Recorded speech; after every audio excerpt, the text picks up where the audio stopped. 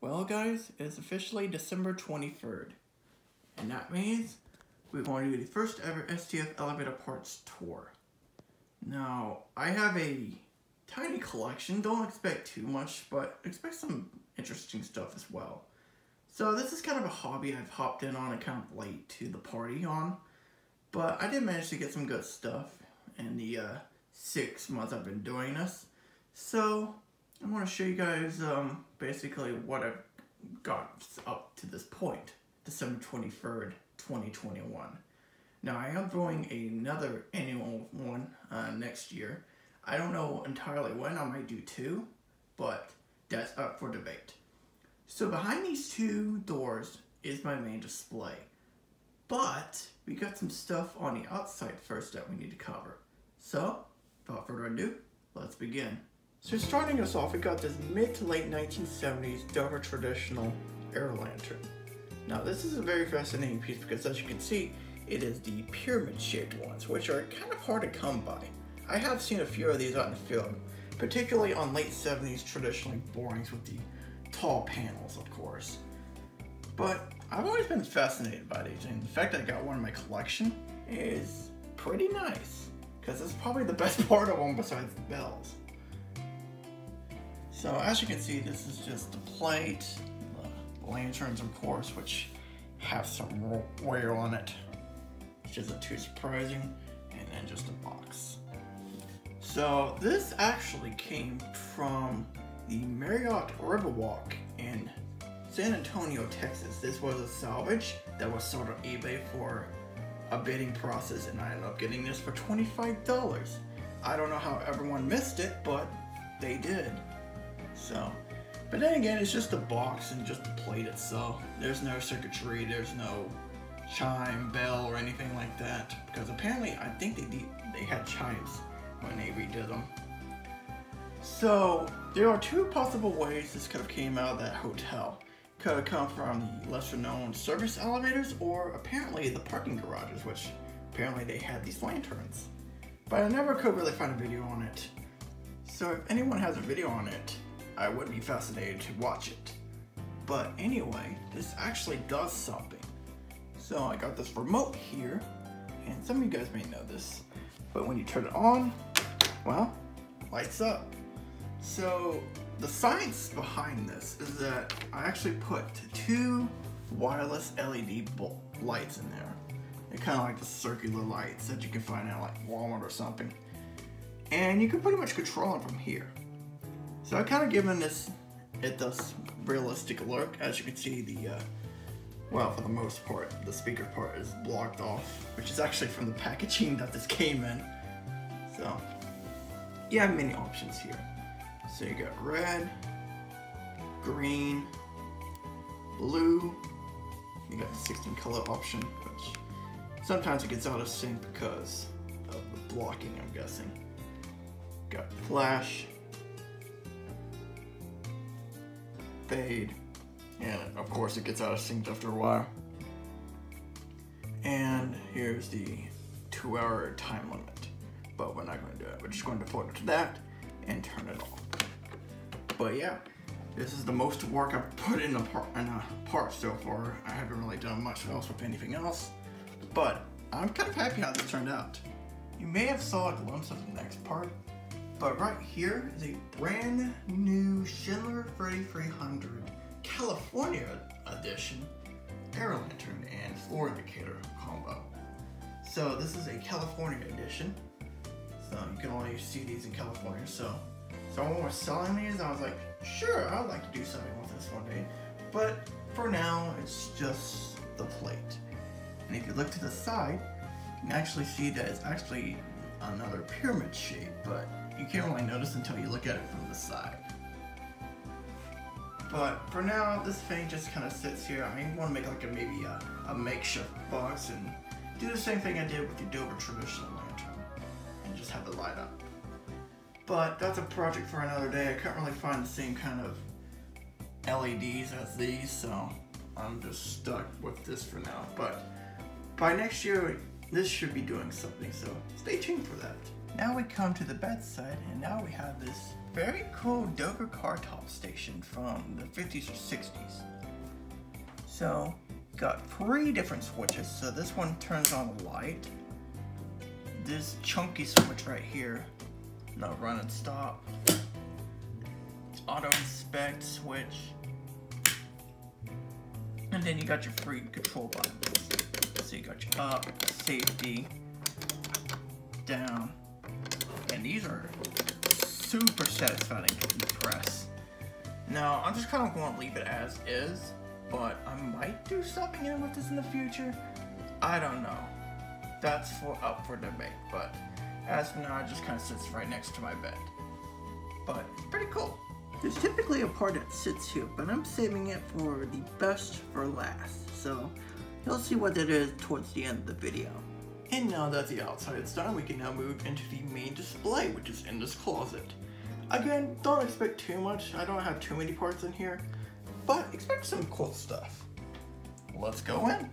So what we're going to do, we're going to work our way from the right to the left of the display shelf. Now, I got these fixtures organized by company and stuff, so you'll get to see what that's all about. And let's start with what I like to dub the very impulsive corner, if you know what I mean. So this right here is my first ever part I've ever collected back in July.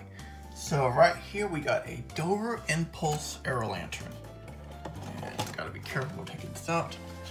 Here's what the back looks like. As you can see that this is a later version, so probably late 1990s, because it uses the circuit boards.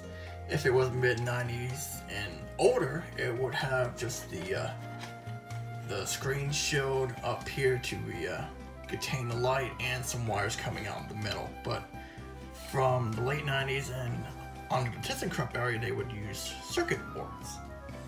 And there is the chime box, which has the infamous Dover Impulse chime, and we all know and love it. But it kind of just sits here for now. But in the future, I am going to do a project with this. Maybe get a terminal impulse station or some kind of intermediate station, and have this thing, you know, light up and ring the Dover chime. But that's a project for another day. Right next to it, we have a very interesting terminal Dover Impulse call station. Now, it's just a basic terminal, but with the added bonus of this delivery switch, which is something I've never seen out in public. I don't think really anyone else has found one of these. So these are extremely rare. So you can set it to delivery or to off. So it can only turn 2 ways. So it can turn to this way or it can turn this way. You can't really turn it anywhere else. I don't really know how this would function in an actual impulse, but maybe this just kind of, I don't know, calls the car or something. I really don't know how this would work, but someone else would probably tell you. And there's the switch. There's the knob switch, and it's a very interesting setup. I might do a video on this in the future, but for now, we're just gonna leave it as is. And right next to it, we have this pretty tall intermediate station with firefighter operation instructions, which is interesting. There are several terminal versions sold online, but there was only one intermediate, and it ended up in my hands. And here's the firefighter operation switch. I had to buy the key separate, of course, but just slide it in, turn it to on, off, bypass, off. And I don't know how good you, but as you can see, when I turn the key, it turns that blue circle, which, you know, completes the circuit. So, pretty interesting. I like how the arrows on this are much more clearer than this one, even though this one is newer than this. So, it's very interesting. Right here we got an interesting piece. It's just a main panel piece from a Dover Impulse, obviously at 90s, probably early 90s if I had to guess. But a good couple of people have these, considering they were sold this year. So, very interesting to see what other editions people got, if they have one of these. Pretty cool. And here's probably one of the biggest regret purchases of the year. This is a very interesting Atom Survivors Plus call panel. So, button pushes in and stuff. So, this is a never used call panel from actually the 80s, believe it or not. This is from, I think, 1989, according to the thing. So it has this button, it also has this interesting in-use light, which is why I bought it. Only problem is the protective covering is so aged that it's pretty much stuck on this. So I've been slowly working on this piece, and it is a pain in my ass. So probably one of my most regretful purchase.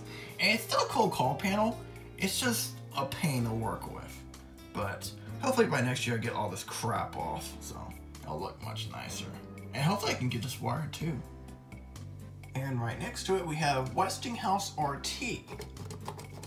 Or, in general, just Atom Survivors. Because it uses the atom space. So it's basically just like a custom Atom Survivors made for Westinghouses and Schindlers. The only thing different is, you know, the Westinghouse Aerophon or EPC, whatever you want to dub it, and the ring. So this call panel is from around 1987, I think.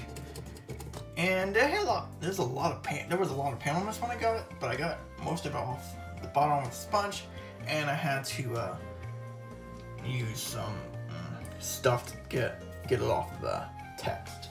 But it turned out really nicely. I like how it turned out. It looks very nice. Right here is a piece I know a lot of people are going to have. This is EPC SSLH. First, on top one is very satisfying to push with that click. This one is a little bit more janky, but that's because I actually took the button apart and flipped the orientation of the button because the bases are kind of aged and some wires broke off. So I was kind of getting it prepared to wire it up eventually. We'll see how that turns out. Right here is kind of one of my more questionable purchases, but this is a new old stock 1996, I think. This is an Otis or Janus emergency phone box. So you would find this in the elevator if you're stuck. You press it and it gets you up to the companies, and you know, you can report that your elevator's broken down and stuff. So a very questionable purchase, but it's a very neat purchase at least. It's brand new in the box. I actually got the box up here for it, and above it is the Schindler lantern box. So yeah, so here's what the inside of the phone box looks like. You just got this massive circuit board. Just a giant mess. And here's the instructional manual that I put in here on purpose because why not?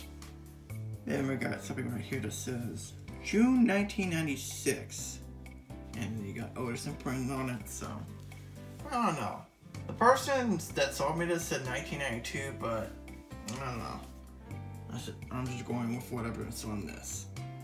I would like to put this phone box on the nightstand, but I don't really have room for it, but maybe I can make some room for it one day and just put it out there because it kind of looks out of place against all of this. That's just me. If you want to know the locations of these parts, the Impulse stuff and the Westinghouse are from California. The EPC panel is from New York. And these two are never used, so I won't include locations because they were never used. Be pointless too. Oh, and this Dover car top station came out of Pennsylvania. But wait, you thought I was done, right? Nope, I actually have two more parts I need to show off, and they're the best for last. And let's start with this beauty. Got a 1920s or 1930s terminal call panel. I don't know what this came off of, but this came out of New York. But if you stocked eBay, you may know and recognize this piece. There was this, an intermediate, which was pretty roughed up, and a COP. I ended up getting this. But hey, it's better than nothing. And this is actually a Cutler hammer. So I don't know if this is an actual full-on Cutler hammer pennant, but the button is definitely Cutler hammer. And it's pretty interesting. I've never seen cutler hammer out in the field before, but hopefully one day I do. So yeah, it actually did kind of, well, I've tried to restore it. It's polished up, but there's a lot of grime on it that just does not want to come off. But it's a pretty unique piece. And now we need to go over the last piece, which is my favorite part in my collection. And here it is. And no, you're not dreaming. This is reality. I have a 1920s Otis Bakelite black button call panel. Now, judging by the design of this probably came off of manual traction, but you never know. This came out of some building in Reading, Pennsylvania, and I will be doing a video on this next week that you guys will see. But yeah, this is my favorite piece in my collection. I mean, who do you know that often gets this kind of stuff? So once in a blue moon, and it was a very surprising eBay bidding find. Again, like the traditional air lantern, no one bidded for this. There was no competition. I ended up getting it. But hey, I'm very happy I ended up with this piece because this is one of my favorite parts of my collection. And I think I'll stay that way for a while too. And that will conclude the parts tour. Thank you guys for watching, and I hope you enjoyed this video, because it's not something I usually do. But let's see what happens next year and see if the collection will grow or not. But until then, I'll see you in the next video.